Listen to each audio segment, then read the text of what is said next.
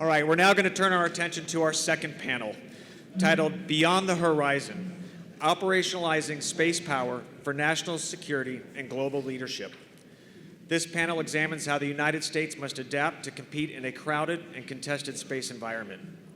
With commercial constellations expanding and adversaries developing counterspace capability, this discussion focuses on strategic, operational, and industrial challenges needed to maintain U.S. advantage, including resilient architectures, faster acquisition, and deeper integration with allies and commercial partners. Moderating this panel will be Dr. Erica Hamden, Director of the Arizona Space Institute and an award-winning astrophysicist and associate professor at the University of Arizona, known for her pioneering work in ultraviolet detector technology. Her accolades include the Presidential Early Career Award for Scientists and Engineers, the NASA Nancy Roman Technology Fellowship, selection as a 2019 TED Fellow, and multiple prestigious fellowships from NASA and the National Science Foundation. Joining her on the panel is the Honorable Jim Bridenstine, former administrator of NASA and former U.S. Navy combat pilot. As NASA's 13th administrator, he led the launch of the Artemis program, returning humans to the moon and establishing the foundation for future missions to Mars. He previously served in the U.S. Congress on the Armed Services Committee, Space Science and Technology Committee, and continues to be a national voice on space and security. And finally, this panel is also joined by recently retired U.S. Space Force Lieutenant General Deanna Burt. She served as the second Deputy Chief of Space Operations for Space, Cyber, and Nuclear Deterrence, as well as the Space Force's Chief Operating Officer, with responsibility for global operations, sustainment, and cyber and nuclear missions. A career space operator, General Burt commanded at every level, including squadron, group, wing, and the Combined Forces Space Component Command, and brings a depth and breadth of expertise shaped by service across multiple combatant commands, and as a distinguished graduate and former instructor at the United States Air Force Weapons School. And finally, a repeat offender on this panel will be General Retired Kevin Chilton. Lucky to have him again, and we thought it'd be important if we're going to talk about space to have someone who's actually been there and spent some time and can talk as an expert what it's like to be looking down instead of up. So with that, Dr. Hamden, over to you. All right. So I'm so pleased to be moderating this panel of incredible space people. And we had a little bit of an introduction already to the importance of space in the context of national security. And so I want to get right into the questions and hear from you guys. And so I sort of want to start off by setting the scene for the audience about what makes space different and what are the challenges that are going to be completely different because of operating in space versus a similar shared domain of the sea, for example, and especially how can a university kind of and a federally funded research center play a role in helping accommodate those challenges? I think one of the things that we need to think about from space, we've talked earlier, and I think General Chilton said it very well, it is a warfighting domain, and warfighting is warfighting regardless of the domain that you're in and how would you operate there. But the kinematics are different in space. The other piece, in many of the other domains, you get a very geographic focus. You're able to separate warfighting from civil use or from non-combatants very easily. So for example, if I asked you to look at the country of Ukraine today and the fighting that is going on, you would see a large hole in the air picture over Ukraine because there are no civil aircraft flying across Ukraine, and they're being very controlled to stay out of the non-combatants, to stay out of the combatant space. That doesn't happen in outer space. Everyone is in the combat zone. Everyone is in the engagement zone. And if war would to extend into space, then every one of us would be impacted, whether you're civil, commercial, or military, or coalition, you would be dealing with the threats of that. We see that today with debris on orbit from ASAT tests that were done in 2007 by the Chinese, as well as in 2021 by the Russians. So it's not new.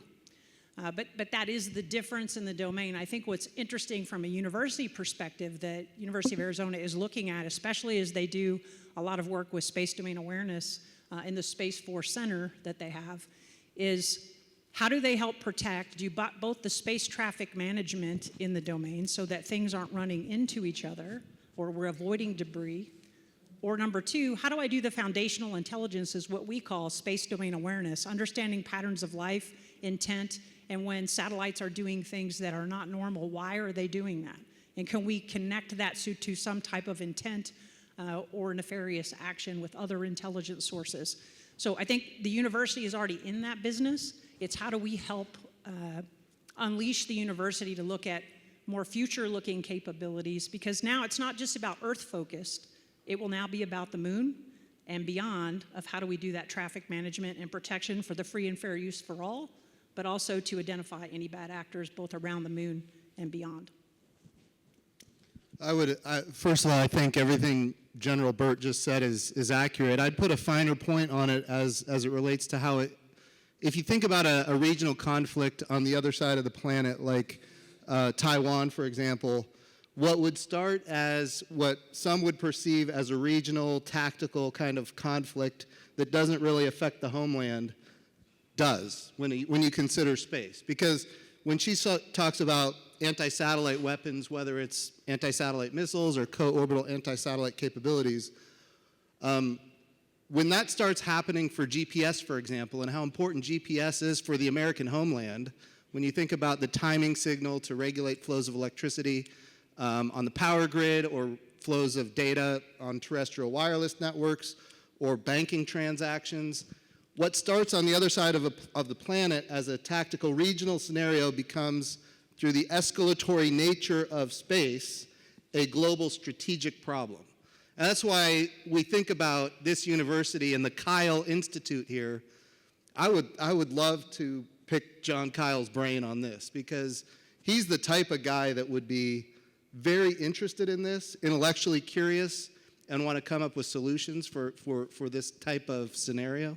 And he could actually affect Congress in a way that could have results in a good way. But it is dangerous to consider how escalatory space is, and all of the modeling indicates that. Yeah, as an astronaut, what I was going to say is you can't breathe up there, so it's really different. And it's really cold and it's really hot. And but seriously, well, one thing is it's hard to get to. It's expensive. Okay, a lot of national treasure goes into getting space. We're getting better, tremendously better at lowering the cost of launch, but it's still expensive, and it's so that's one. Two, because of Keplerian motion, the way things move in space, very predictable, and it's hard to hide. In every other domain, if you're a submarine, they spend their lives hiding. Surface fleets can sail over the horizon and hide. Airplanes can land and go into shelters. They can maneuver. Soldiers can dig foxholes. They can camouflage. It's really hard to hide in space. And so you become much more easily targetable, if that's a word. Okay, the adversary knows where you are. And now the objective of defending and sustaining the capability that you want to sustain, whether it be a GPS constellation, a reconnaissance constellation, a communications constellation, becomes that much more difficult. Which is why I'll go back to my previous point. You can't just deter by planning to defend all these things, because you're probably going to have a tough job doing that. You have to be thinking about how you're going to go on offense against an adversary's similar capabilities. They depend on as much as we depend on to conduct their joint operations on air, land, and sea. I'll just piggyback on that, and it ties into the University of Arizona and the great things happening here. Historically, it is hard to hide in space, but what we're seeing now, just like undersea warfare is about stealth, deeper into space is about stealth. And we're seeing the adversary put things in cislunar space or at the Lagrangian points. When I was in Congress in 2014, it got declassified that China had a spacecraft on the far side of the moon at the L2 point, and everybody thought it was dead for years. They thought it was dead. And then all of a sudden it turned itself on. It flew into deep space in formation with an asteroid and then came back. And that was in 2014. And we think about how much they have advanced since then and what we need to do about it. And that's where University of Arizona plays a critical role, because of the astrophysics capability that were designed for science, largely for NASA, now have applications for domain awareness so that we can see and understand what's happening. And some of the capabilities that are either owned and operated by Arizona, the university, or operated by the University of Arizona are second to none, and the Department of Defense needs to recognize that and start utilizing it. So that makes me question, like, you know, we have this really great space domain awareness capability on the ground, looking at things in low Earth orbit, some capability of looking at stuff in cislunar orbit, but what additional kind of technology would we need to be able to look at things in L2 or be able to say, like, oh, we have an awareness of what's happening on the far side of the moon all the time?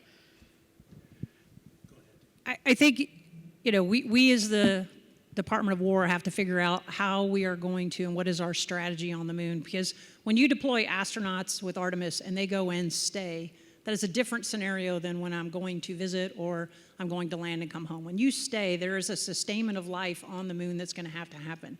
So how are we going to create communications? All the things we think about on Earth: communications, navigation, surveillance and reconnaissance, the ability to make sure that they have what they need to sustain life. So there is a lot of infrastructure that has to be built. To Jim's point, do you go all the way to the moon and back, or do you create some kind of outpost at the Lagrange point so that you have a halfway part where you could go halfway out, resupply, and go back to the moon? You wouldn't have to come all the way back to Earth. Is that efficient? Can you build parts, 3D printing? I've seen an incredible materials lab where you build all of even the particulate from the metal capabilities and then 3D print here at the University of Arizona those capabilities. How would we do that in space versus coming all the way back? Those are all the kinds of technologies I think that we're going to need university help and young minds thinking about what is out there and beyond.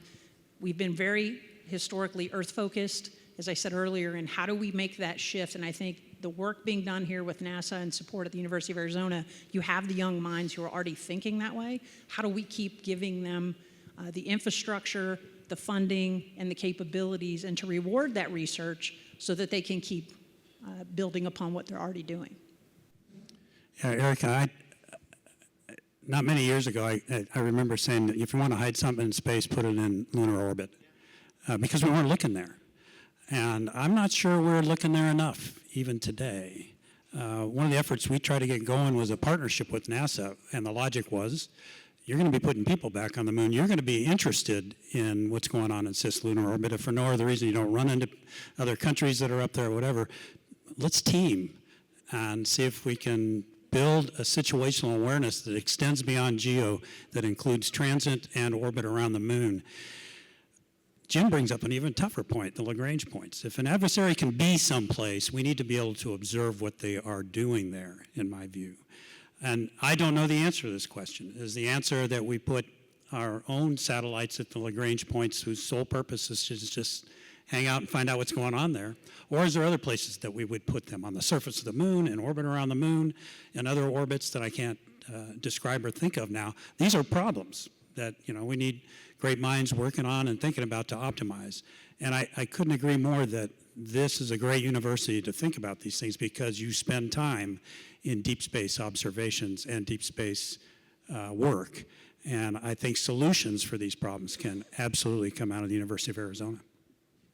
One thing to be clear, when I talk about flying in deep space with an asteroid and then coming back, the question is, like, and this is a principle now of the Space Force, which is avoid operational surprise. The question is, could we be attacked from above without warning? That's the question. And when we talk about above, we think about the geostationary orbit belt around the Earth.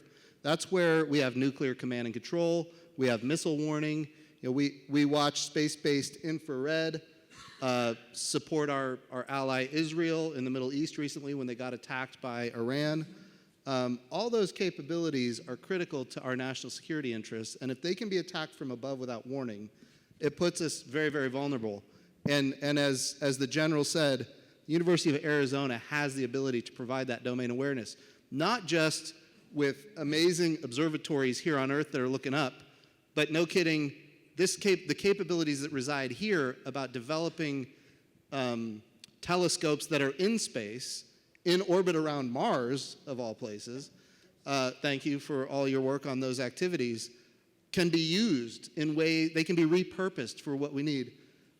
General Burt was talking about navigation, communication, sensors, the trades that have to be made. Like, depending on the types of sensors you have, it affects maybe what type of propulsion you need and that kind of thing. So those types of modeling and simulation, the data tools that reside here, combined with basically the artificial intelligence and all those different things that you guys have that I've seen firsthand are stunning. Combining all that together to provide insights that the Department of Defense needs, I think, is also important. Yeah, I think one thing that our faculty, the people here at the U of A really excel at is if you say like, oh, here's the problem that we're trying to solve, we can think of, oh, here's what we have that could solve some of it, here's what we would need to develop to actually address these aspects of it, and really inform a lot of the space mission design, which is personally what I find most fun to do. Some of the discussion has made me think about, relate back to General Burt's comment about the sort of space traffic management, and one of my concerns as an astronomer is just the number of objects that are in low Earth orbit, and how eventually that becomes a serious problem. If you do have something break out, you end up with a bunch, like, if you blow something up in space, it doesn't create 2 pieces, it makes 10,000 pieces, and how that itself is a problem and maybe pushes us to have assets that are in other locations. So I'm curious if you guys have thoughts on that.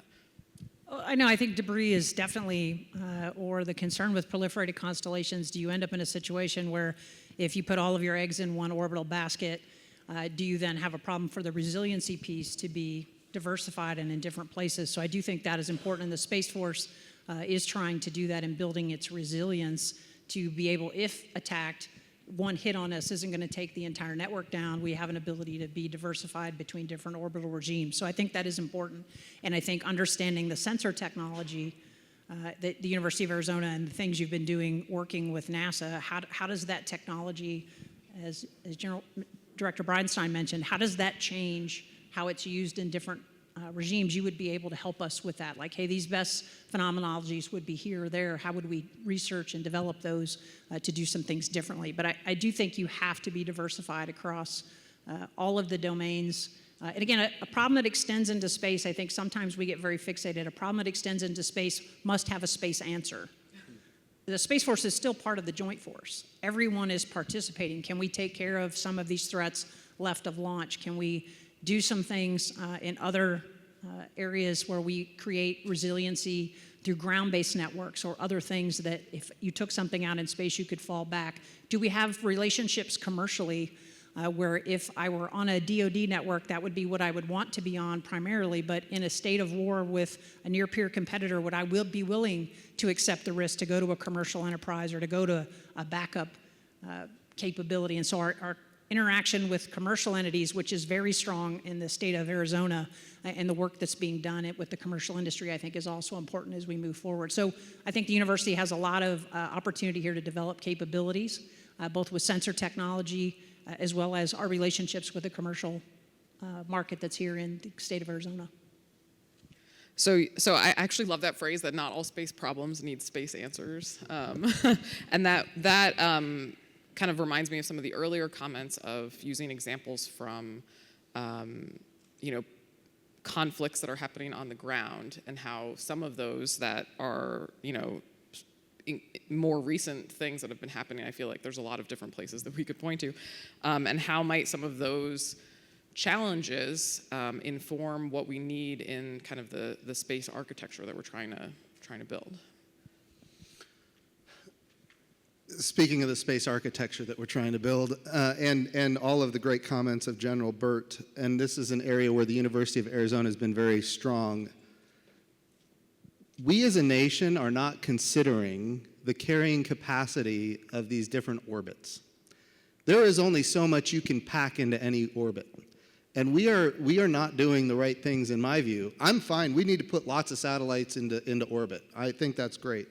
But before doing that, we need to know what the carrying capacity is before you start getting into these follow-on effects of collisions resulting in more collisions. Now, I will say we have technology today that allows us to pack more satellites into the same orbit over and over and over again. That technology, of course, is sensor technology, it's propulsion technology, it's the ability to maneuver and do these things. But it is also true that just because you can doesn't mean it's a good idea. Like, it doesn't make a lot of sense if you want to prevent a forest fire to put all the twigs in a pile. And that's kind of what we're doing. We are putting a lot of twigs in a pile. And at the end of the day, if one of these things doesn't work, whether it's a propulsion system or a sensor system doesn't do its job, the automation that goes along with these things, if it doesn't work and a bad scenario unfolds, how does that kickstart follow-on scenarios? The type of things that the University of Arizona does could help us understand that and feel more confident about what we're doing. Because I think right now as a nation, while it's important to do what we're doing, we got to be really careful moving forward, or else we're going to find ourselves in a bad spot. Yeah, we don't want to end up having a ton of assets in a orbit that is quickly being maxed out. And to add to that thought, I don't disagree, Jim, at all. If we back up 10 years, 15 years, we said we don't want any more big, fat, juicy targets, which was implying truly that we did have very large satellites, but few in number.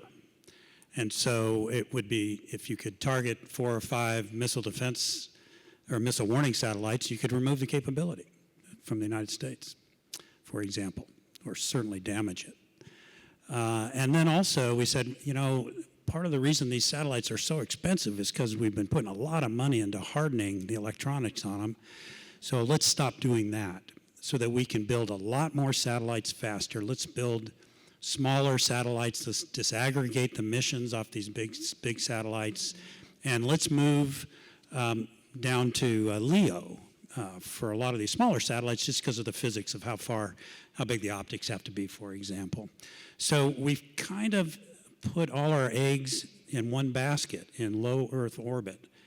I'm not saying it's not a good idea to set up these new constellations, communication constellations with laser optic communications that can share information around the world, with missile warning, with the unblinking eye that can watch for and help track and target hypersonic threats to our nation and to our deployed forces. I'm not saying that's bad, but with the recently reported in the open press, and that's all I know, satellite that the Russians put up that is purported to have, be designed to have a nuclear capability.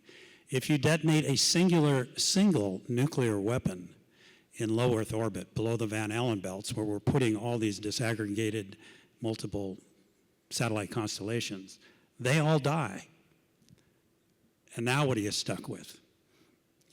Those few fat, juicy targets you have back up at geosynchronous. And 30 or some odd GPS satellites in MEO orbit. I think we need to be exploring new orbits. I think we need to not put all our eggs in one basket. I think it's a good strategy going forward, what we're doing, but we also need to move some of the very things we're putting in low Earth orbit into new orbits that make it more difficult for the adversary to eliminate everything with a single strike, obviously, but just to complicate their problem. And this is an important part of resilience, I think. So we've just got to be careful here going forward. So one of the things I think the university, to General Chilton's point of resilience, so you'll hear U.S. Space Command, if you hear General Whiting talk, he talks about maneuver without regret. How do I create dynamic space operations? So for all the airmen in the room, a common statement or any flyer, we would tell you no one kicks ass without tanker gas. The same combination holds in space. We have things that we have on the satellite that we use, expendables, that when they run out, that effectively kills the satellite. So if I am, whether I'm a big, fat, juicy target or I'm a small, sexy one, it doesn't matter. I'm going to bob and weave and try to defend myself and be a hard target, but at some point I'm going to run out of gas or the expendable that allows me to do that. So how would I do refueling, on-orbit refueling? How do I have a trash truck for space to get rid of debris? So I start to remove those obstacles or those things that are bad. I mean, in any other domain, when there are dead objects or things that clutter the battle space, we send people out to remove those things. How do we do that in the space domain. Gravity helps us to some degree for things to decay back into Earth's orbit, but not everything happens that way. You can only throw so many things into the junkyard before it's overcrowded as well.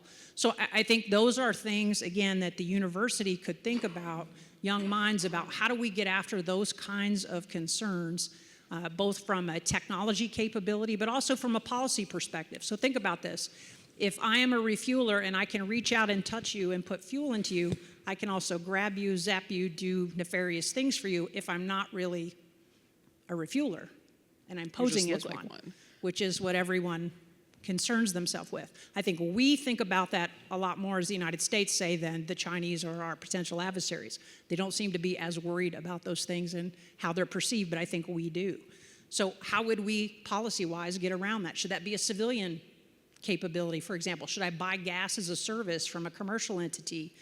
Therefore, they're not a combatant, and they openly give gas, and they can do that for commercial or civil or military. How would you do that? So there's a whole lot of things out there in this environment for dynamic space operations, maneuver without regret, getting rid of debris that I don't think we have explored fully yet for the near-Earth operations that are still out there to look at. I have a saved round on my last comments. You know, in the nuclear world, we have a thing called the thin line. And that is a communication capability that allows the president to communicate with our nuclear forces on the worst possible day you can imagine, where nuclear weapons are going off everywhere. And we have so many redundant paths for orders to go out and for conferences to be held. And so, back to my point I made earlier about getting rid of our hardened satellites, that maybe we ought to consider a hardened thin line of capability for certain constellations that we want. Not all of them have to be hardened, but enough that on the worst day, you still have a modicum of capability, because all our adversaries will lose all theirs as well. And then if we can have something left in LEO and they have nothing, we have an advantage. So not only diversify the orbits, but also think about, let's just not have a blanket policy of not hardening everything.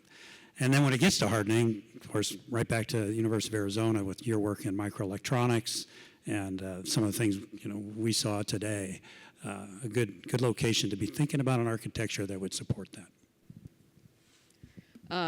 I feel like just in this short conversation, you guys have talked about a bunch of different avenues of inquiry that I think could be really fruitful for researchers, for students in the future. Like, if you have a problem with refueling, maybe you can figure out a way to make your fuel last 100 times longer, or have some option for like a renewable type of fuel that you like heat up, cool down, or something. So I think I want to ask you all one last question before we throw it to the audience. This is going to sound so pie in the sky, but in an ideal world, how would you redesign the national security space enterprise for 2035, for a decade from now, taking into account some of the stuff that we've talked about and some of the things that you think we're missing right now? If I were queen for a day and had an unlimited budget, the things that I think about that are really important, and we started down this road with a National Space Council, and we were trying to get to a concerted effort as a nation about how we did both military, civil, and commercial space, and how we work together. Because again, we're all working in the same domain together, and we're all affected by many of these security challenges exactly the same way, but we want to be able to foster that commercial infrastructure. We want the industrial base that we need to lower costs for the service and for the Space Force. You want to incentivize all those things, but how do you do the free and fair use of space and do it in a safe way? You need someone like that was designated the Department of Commerce to do that space traffic management. And how do you set international norms with other nations of like-mindedness to travel the domain, just like we do in air, land, and sea? There are rules about how you drive on the road and sail on the seas and do various things. There are rules. How do we get to those norms in space? And I think the U.S. being a thought leader on that, and how do you create a national space council that has all the key stakeholders' voices able to be heard and to influence that policy and then that technology development such that we are efficiently spending every dollar in the space domain to the best advantage of the United States, and also helping our partners and allies all move forward in a positive direction. And then if challenged, we are all prepared of how we're going to respond. So this gets to deterrence of, here's what bad actors do. They don't follow the norms. They don't do these things. And when they don't do them, how are we holding them accountable? And do we have the capabilities to, in fact, hold them accountable?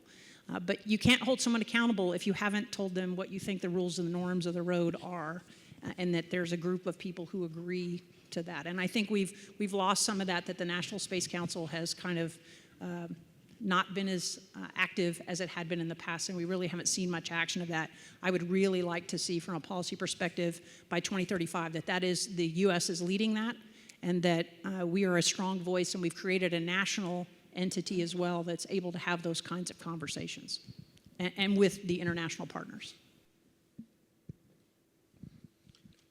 I think that's good. So when I was in the House, we passed a bill to create the Space Force.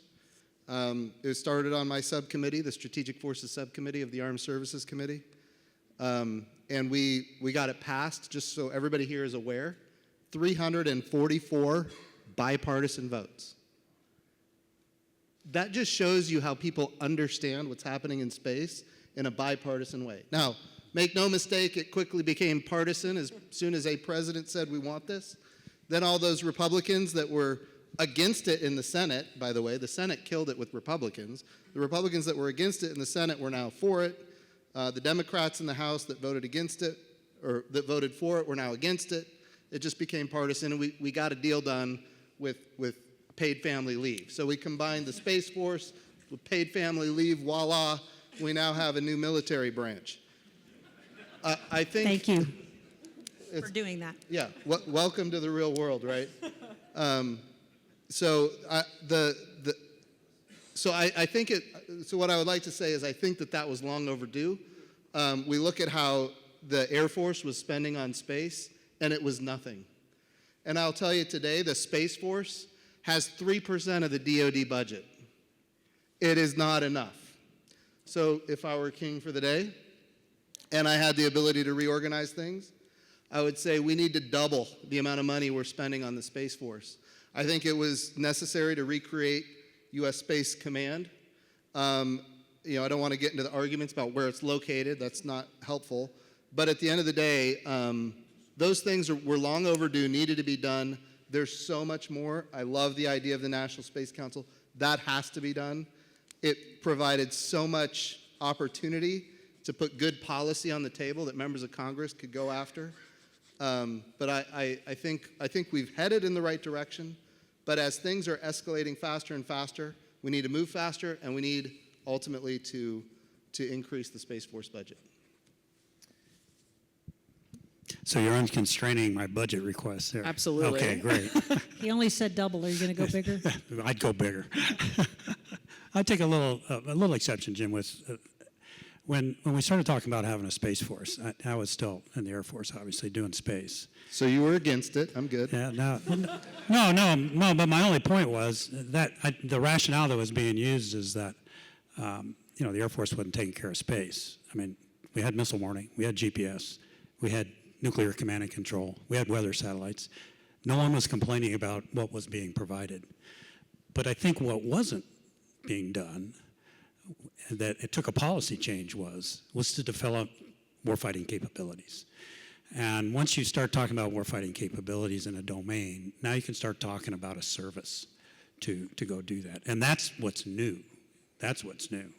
I mean, we're still got the same missile warning satellites up there the Air Force put up, same GPS satellites the Air Force put up. So the rationale, so you're aware, the rationale was the Air Force isn't spending enough money. We can't get them to advocate for a bigger budget. So we said we need an independent military service that can advocate at the same level. Now, we didn't get a Secretary of the Space Force. So when we originated the bill, it was called the Space Corps. Right. And when I first met with President Trump as the NASA administrator, he said, "You're for the Space Force, right?" I'm like, "Well, yes, sir. We drafted the bill on my committee." Yeah.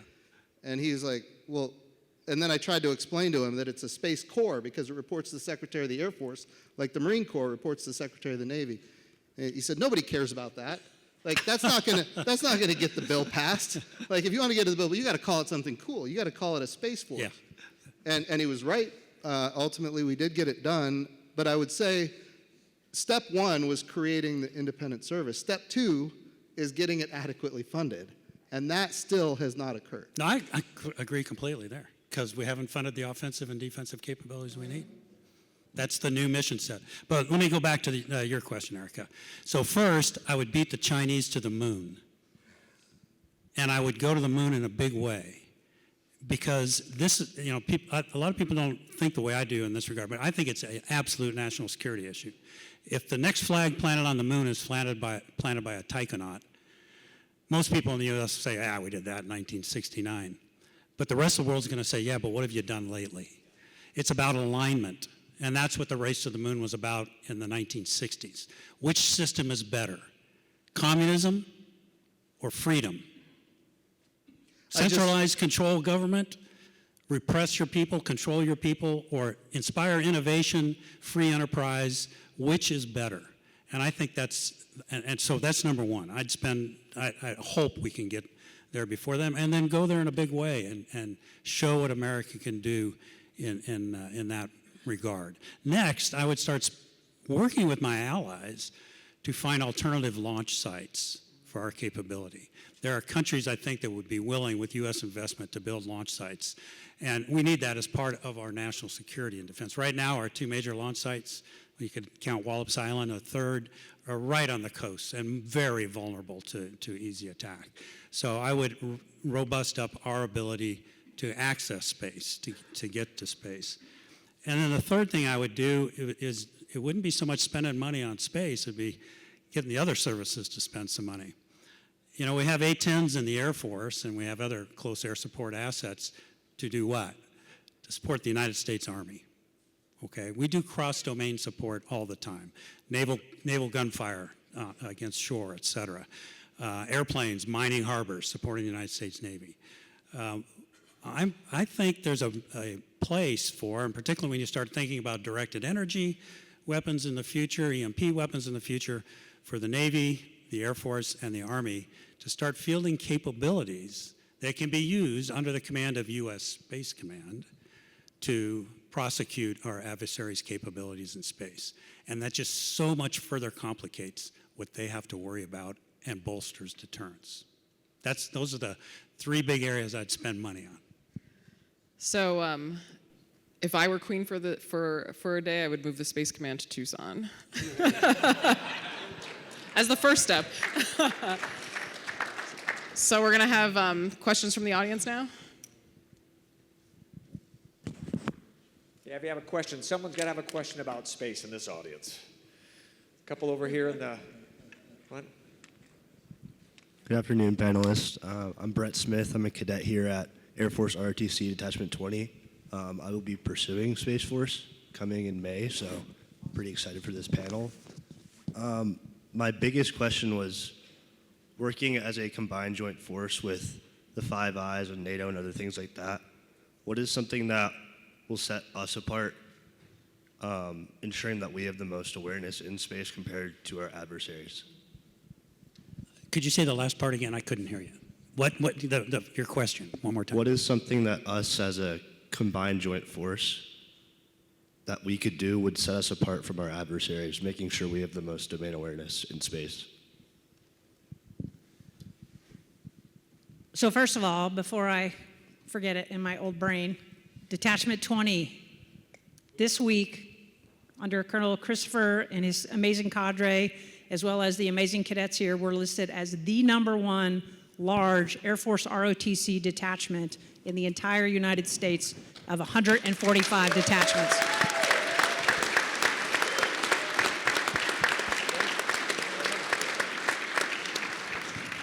So many of you may know Air Force ROTC. We're the Department of the Air Force. So Air Force ROTC is what the Space Force and the Air Force both use to build cadets coming through the system. So again, welcome, Guardian. I can't wait to see what you're going to do.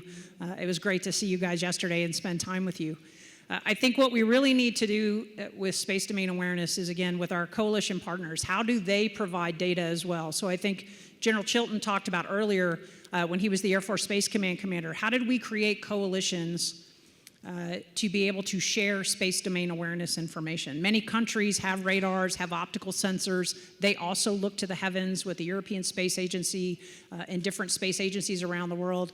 How do we team together to understand the environment and the players and the threats and the things that are out there? Can we share data with our NATO partners across the board? And we are doing that every day out of the Space Force's space component to U.S. Space Command out of Vandenberg.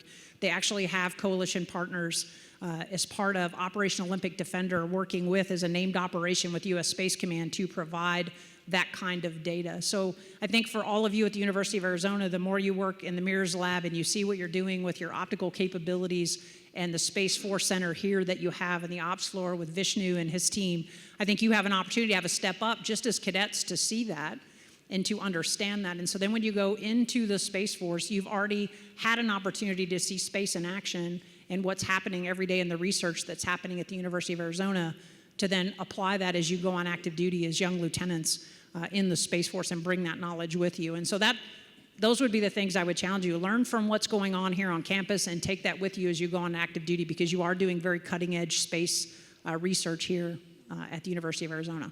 And I think, thanks, I agree. But I think also you asked, what can the combined force do to help? As you mentioned, the Australia piece.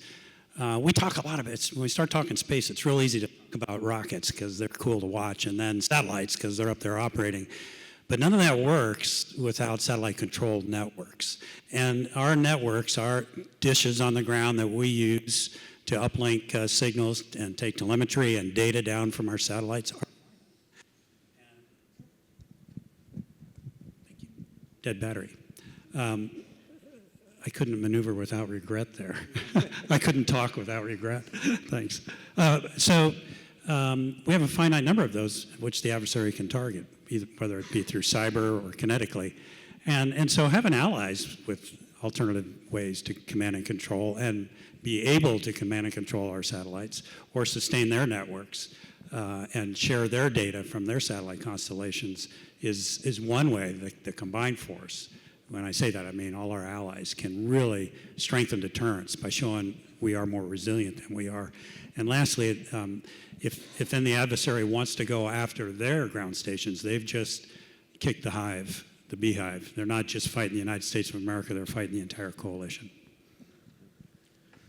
I would say over the long term, the way we do space domain awareness is we use predictive analytics, and we see something, and then we see if it's going to be where we anticipate it to be in the future, and all those things. That's kind of how we've done things for decades. The challenge is now we have adversaries that are using propulsion, so predictive analytics don't work anymore because they're going to maneuver, and so now we've got to go find it. And so one thing we have to do, instead of just anticipating, as General Chilton said, Keplerian physics, we've got to be able to maintain basically knowledge of what that thing is, where it's going, what it's doing, even as it's doing things that are unpredictable. That's where we have not been good, but we need to get much better. That means we need more data, a lot more data. We need more sensors for low Earth orbit. We need more radar sensors. The space fence went a long way, but it's in one location. And I'm thrilled that we funded it, and we got a lot of opposition because it was delayed and everything else. What's that? We needed three. Yeah. I'm starting to like this guy. When he said that when we need to go to the moon as the number one priority, I'm in full agreement on that. So when we think about space fence, a great capability, it's not enough. Remember, we need to double the Space Force budget. I would also say we can quickly start ingesting commercial data if we're willing to go buy it and create the right incentives, ingest commercial data into the modeling. And of course, when it comes to beyond low Earth orbit, we need better telescope capability, which is where the University of Arizona is second to none. So I think we need more data, and we need better data. And if we do those things, we're going to be able to keep custody of the things that we need to track. We have time for one more question. There was a couple hands over here. Oh. Yes, sir. Hi, everybody. Just want to say thank you. This has been wonderful, and if my dad were here, he would have said the same thing. I also think that if he were here and he had been asked if you were king for a day and you had an unlimited budget, he'd probably say two of his favorite words, which is brilliant pebbles. No one's mentioned that yet, but space-based interceptors, all of that, it goes back to even the 70s, and some of you, I know all about that. Have we reached the point now with SBIs and brilliant pebbles, all of that? Have we reached the top of the hill of politics on that, and now it's just more a matter of practicality? Or do you still think that there's a huge political battle there that's insurmountable? I don't think there's, so when you stand up a service, I think part of the conversation, and General Chilton mentioned it earlier, there was always a tension of saying that you're going to be the president or the administration that weaponizes space. We wanted it to be the free and fair use for all.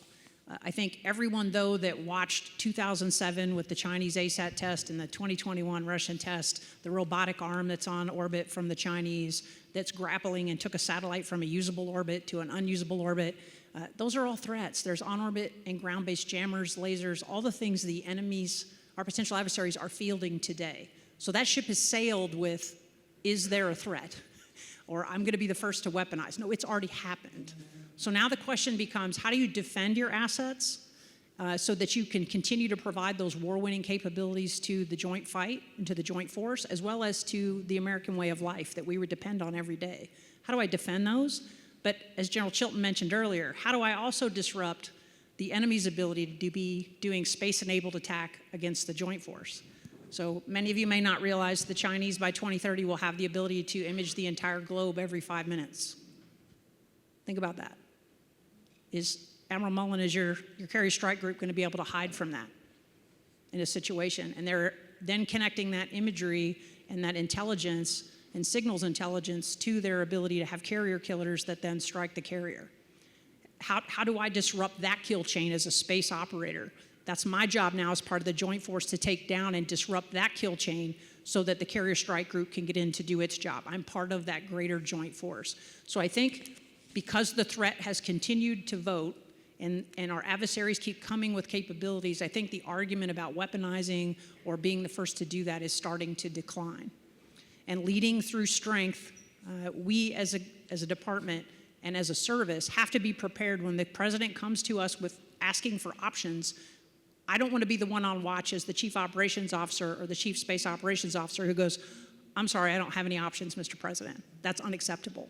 So the work has continued to be ongoing. We don't talk about it publicly, but that has been happening, I can assure you. The question is now, from a deterrence perspective, how do we start talking about what we can do and how we are going to hold people accountable? And that policy and that political discussion, I think, needs to continue. Again, not for the Department of War to do. Our job is to be prepared when called to fight and win our nation's wars, and that includes the Space Force.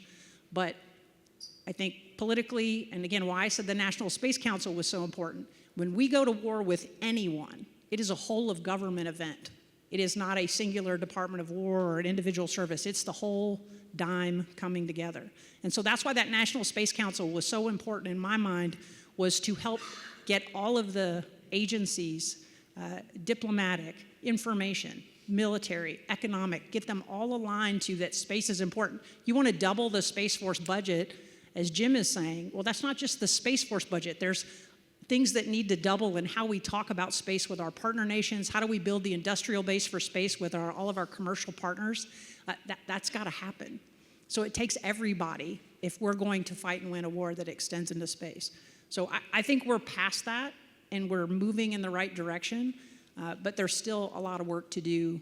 But I can assure you that the Space Force takes that very seriously, and General Saltzman and his team are continuing to look at what are the options and how do we bring that capabilities to bear. And I think there will be some dual-use capabilities talked of as part of Golden Dome. Obviously, when you're talking about taking down inbound munitions to the United States of America, could those same capabilities also be used to do space superiority operations in support of a given fight as well? So I think there's a lot of good work going on there. I think the Space Force now has a policy, avoid operational surprise, avoid first mover advantage. And the third leg, and this came from General Saltzman, Chief of Space Operations, was counter space campaigning. So I do think we are past that as a country. And by the way, by the time we got past that, it was long overdue, given what we're seeing the adversaries do. But I would also say, going to Senator John Kyle and the legacy that is Brilliant Pebbles, the Strategic Defense Initiative, there's a number of things to remember here. And it goes back to General Chilton's comments about the moon. Even before Senator Kyle was in the House of Representatives, the Strategic Defense Initiative had been announced. And everybody said that it was like technologically not achievable, that it was too expensive, that it's going to be destabilizing, all of these kinds of things. And they even tried to make fun of it by calling it Star Wars. And Ronald Reagan said, yeah, it's Star Wars. That sounds cool. We're going to use that. And it became the Star Wars program. But 13 years after we had humans on the moon, while most Americans were not convinced that it was technologically achievable or affordable, there were people on the other side of the planet, the Soviets, who believed that it was achievable.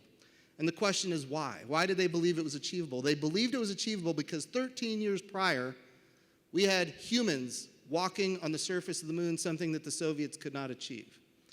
And we not only landed on the moon once, we landed on the moon 6 times. Plus, if you add in Apollo 8 and Apollo 9 and Apollo 10 and Apollo 13, where we didn't land, but because of a mishap, all of that, we did all of those moon missions that the Soviets could never achieve. And because of that, we had strategic credibility that if we said we're going to do something technologically, people believed around the world we could, even if domestic politics got in the way. Second thing I would say about Brilliant Pebbles, we used that technology that got developed to make a major discovery in 2009. And that discovery was that the south pole of the moon is covered in water ice. We wouldn't know that without Brilliant Pebbles. We repurposed the technology. We talk about universities and how they participate.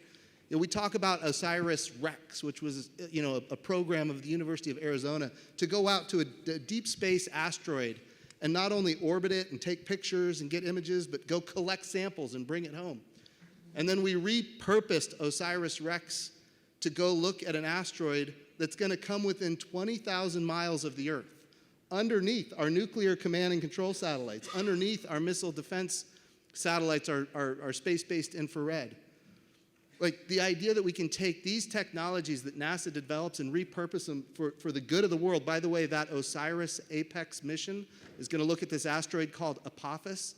Apophis is going to miss the Earth, and we're all grateful for that. But 100 years from now, it's coming back. And what we learn in 2029, when it does its close approach, what we learn is going to be because of the University of Arizona. And I think we need to keep that in mind. So this idea that we have a separate civil agency and a national security agency, they all work together. Brilliant Pebbles helped us understand there's water ice on the moon, and as we go forward to the moon, we're not going back to the moon, we're going forward to the moon. We're going to use that knowledge of water ice. Water ice represents oxygen to breathe. It's hydrogen for fuel. It's H2O for life support. And on top of that, there's more resources on the moon. When we think about rare earth metals, platinum group metals, everybody's talking about Greenland right now. Like, the thing about the Earth is we've got these rare metals, these rare earth metals. They're rare because we have a thick atmosphere and an active geology, and when you find something, it's in trace amounts. The moon has nothing like that. It doesn't have an active geology, doesn't have an atmosphere. We could find massive deposits of platinum group metals. We didn't know that there was water ice until 2009. And now we know there's hundreds of millions of tons at a minimum, if not billions of tons, of water ice. So all of these things work together. So when we have somebody that says we're going to champion Brilliant Pebbles because it's the right thing to do for our nation on national security, just know that legacy of Senator John Kyle is moving forward in a major way for our country that's going to benefit all of us. I'd just add, because I know we're running out of time here, that I know your father would be a huge advocate, and probably is a huge advocate for that matter, for missile defense for the United States of America. And I can go chapter and verse with anyone afterwards as to why that is not destabilizing. It's absolutely not destabilizing. I think it's a moral responsibility. If you have the technological capability to defend the citizens of your country, you should. I think the Chinese and other adversaries, to include North Korea, who have the ability today to deliver a nuclear warhead to the United States of America, and we can do nothing about it except strike them back, are leaning forward on a strategy of coercion. You know, we want to take Taiwan. Well, we don't want you to. Well, you're willing to trade Seattle for it? Today, we have nothing to stop them from shooting something at Seattle or Kansas City, for that matter. We don't need to have a perfect missile defense system either. People will argue, so you can never have a perfect system. Don't need a perfect system to avoid to eliminate a coercive strategy that our adversaries might try to employ against us to keep us from supporting our allies around the world. It adds to assurance to our allies too, because they look at the same calculus. You know, South Korea goes, well, would they trade Seattle for Seoul? If they don't believe that, they're going to build their own nuclear weapons. That's part of our non-proliferation. We don't want them to do that. So missile defense is really important. I'm glad we're coming back. In the 80s, we perhaps didn't have the technology. We didn't have the technology we have today. But now we have some pretty darn advanced technology, and I think we can do a really good job with space being involved in that, but also terrestrial, layered defenses. There's a lot of things we can do, and we should do them. It's my view, and I think your dad would agree. Perfect. Simply incredible. What a fantastic panel. A couple takeaways. Learn something every day. I learned the Grange point. If you don't know what it is, Google it really quick. Number two, there are no national borders in space. There's no 12-mile territorial water. There's no FAA, no ICAO governing that. So traffic police and garbage trucks are things we need to think about and talk about in space. The big sky, little satellite theory, I used to think that. I don't think that quite as much anymore when you start talking about orbits and lanes and traffic management inside those lanes and what that actually means. And finally, space is really hard, but that's okay, because I think we love a challenge. And especially here at the University of Arizona, we'll accept that challenge and continue to dig deeper and look into space and excel at it. So please offer a round of applause for this fantastic panel today.